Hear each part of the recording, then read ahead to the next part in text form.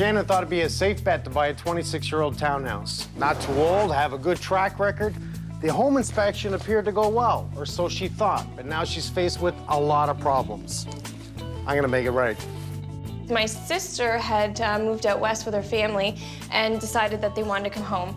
She had asked me if I could do her a favor and go look at apartments for her because she was so far away. And I just got an idea. I just said, you know what, why don't I just buy a house and we can kind of all live together and it'll help me pay my mortgage and at the same time you guys will have a nice place to live. So it was just sort of a win-win situation for everybody. There was just something about this house that I loved. Like the backyard, I really like it. There's a sliding door that goes from the kitchen to the backyard. And it's right across from a playground, so my nephew could go and play and stuff like that. So there were really a lot of things that I liked about this house. My home inspection, I thought, went really well. Everything kind of just looked cosmetic, and I thought, you know what? I can save some money and I can do some renovations in a couple years. I can kind of live with the ugly kitchen and the ugly carpet. And it wasn't a big deal to me. The home inspector was very nice to me. He was very kind, but I don't know that he actually checked everything as thoroughly as he should have. Hi. Shannon? Mike, Oh, nice Mike. to meet you. Nice to Thanks meet so you. much for coming. It's cold out, I don't like it. Come on in. I understand there's a few problems. There's quite a few problems. Yeah. Well, it's a cozy little place. Yeah. There's a hole in the ceiling. Yeah, there's a big hole in the ceiling. Looks like you've got some leaky plumbing. I had only been in the house for a week. I was standing in the kitchen and I could hear drip, drip, drip, and I'm like, where is that coming from? So I kind of looked around and then I looked up and sure enough, the water's leaking and then it kind of starts leaking quicker and faster and I just kind of stood there.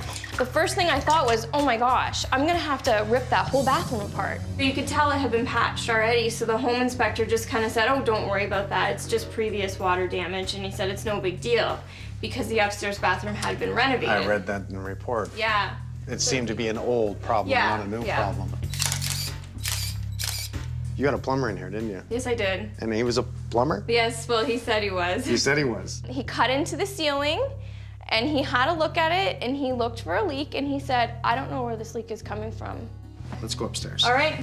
I just felt really like defeated because here's this guy saying he doesn't know where the leak is coming from and he refuses to fix it. So that was even more frustrating for me. This is a backsplit, eh? Yeah, lots and lots of levels. Very nice. Up to you.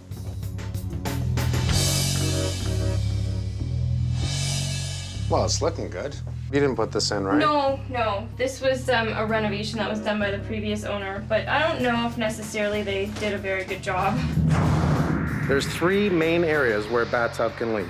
The drain, the overflow, Okay. the shower head, but not just the shower head, but the shower head up here, there's Teflon tape in behind it, so it's 1, 2, 3 as one, Okay. and the other two would be to clean out I the always drain. thought it was the overflow. If I have the right tools, I'm actually going to run a snake camera downstairs up through the hole. I want to see him behind the tub, never mind looking at the leaks. Really, the last thing I want to do is pull that tub. There's our dryer duct right there, which runs back up, out through the garage. Dumb buggers. So this is the old dryer line, right? So the guy thought it was So easy? someone said, let's run a plumbing pipe out there. Now all of a sudden I've got this house and I just don't have the resources to fix all these problems. So I will take you into the master bedroom where we just discovered some mold. It's the first area, a window or a door from outside, because that's going to be the penetration points for rain, for snow, for weather. So we do have a little bit of surface mold here. That's definitely something that the inspector could have looked at or should have Was the looked at. baseboards there? No, they were not. So there was no reason why he couldn't have really noticed that. If you look, it's there. And if an inspector is looking for that, they will find that, absolutely. All right, so here's the infamous basement. Infamous basement, I like that.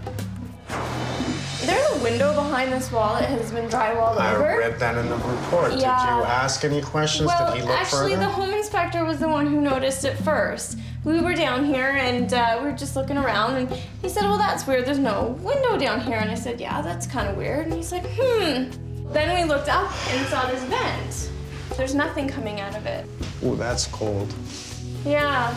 The home inspector did kind of wonder why there was a vent where there shouldn't have been that wasn't connected to the ductwork in the house. But he was just kind of like, well, maybe you should ask the homeowner. So we have the furnace room. Yeah. Okay, so we have steel framing. As soon as I see the electrical, Yeah. you got issues with electrical. Like, that's absolutely no. There's no grommet there whatsoever. If we're using any type of steel studding, in this case, it's a steel floor joist. Yeah. There's holes drilled for electrical. A grommet is the plastic protector that slips in that hole to stop the wire from actually scraping against the steel. Okay. If that wire wears through and touches the metal joist, this whole ceiling can become electrified. Now, if the ductwork's touching that, the plumbing's touching that, you touch it, you're gonna get a shock. These are things I'm gonna point out right away and say, that's an issue. You need a Okay. licensed electrical contractor in here to address this. The home inspector should have caught this, but I did not read about this in the report. So, Okie dokie. this is what's going on with the window. What do we have here? Gas. Yeah.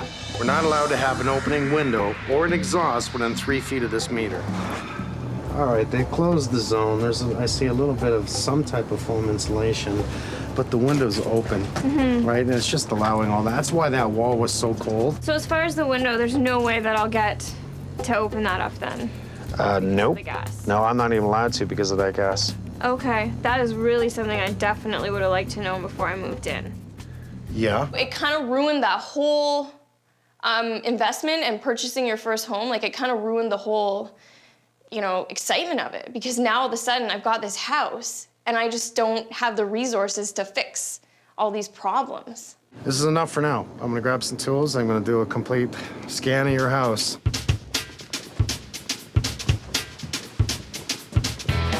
Lots of stairs. We take care of our tools. This is a very expensive tool. This is the camera that actually gives me a thermographic reading. I'm gonna have to find out why that's so cold there for an adjoining wall. My guess is that somewhere in the attic insulation is missing and a cold draft is going down that wall, which it shouldn't be doing.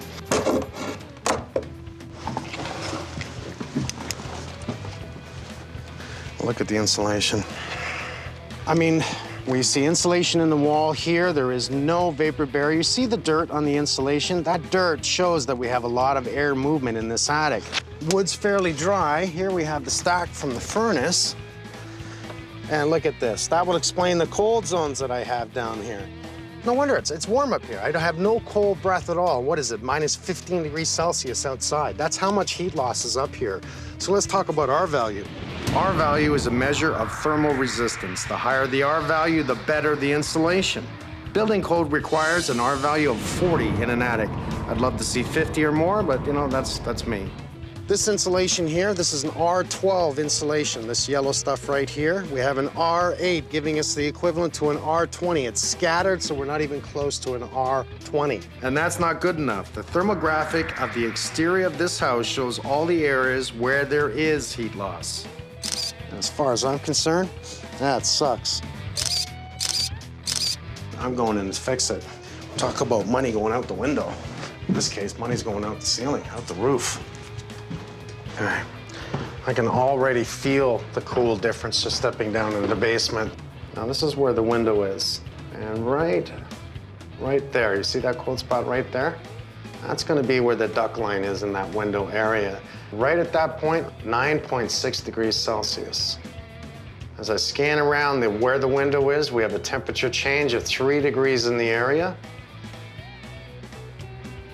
And that's understandable, because if you remember, the window on the outside was opened and the ductwork went out at this point, and there was spray foam that was filled that wasn't 100% perfectly filled there. And that's why this area is catching such a much lower temperature to this point. And that's, for 3 degrees at the 2 points, that's a lot of temperature. Celsius, 3 degrees. I looked in this earlier, and I see a crawl space. There's our dryer duct right there, which comes through with a plastic flex hose, which runs back up, out through the garage. Dumb buggers. And then along the front.